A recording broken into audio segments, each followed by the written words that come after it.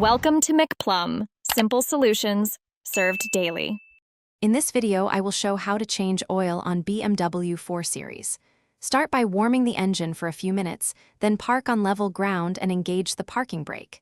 Gather tools: socket set, oil filter wrench, drain pan, new filter, and correct oil grade. Make sure you have the right oil quantity and filter part number from the manual. Keep rags handy to wipe spills and avoid cross-threading the drain plug. Lift the car safely and locate the oil drain plug under the engine cover and sump. Position your drain pan and carefully remove the drain plug, allowing oil to flow out fully. Loosen gently to avoid splashes.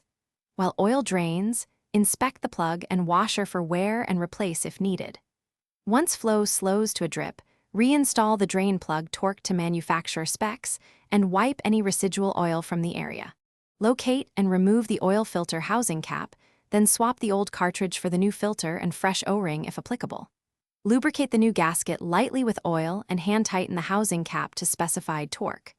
Refill the engine with the recommended oil grade and correct quantity, check the dipstick, then start the engine and inspect for leaks around the filter and drain plug. Let the engine run briefly, then recheck oil level and top off as needed.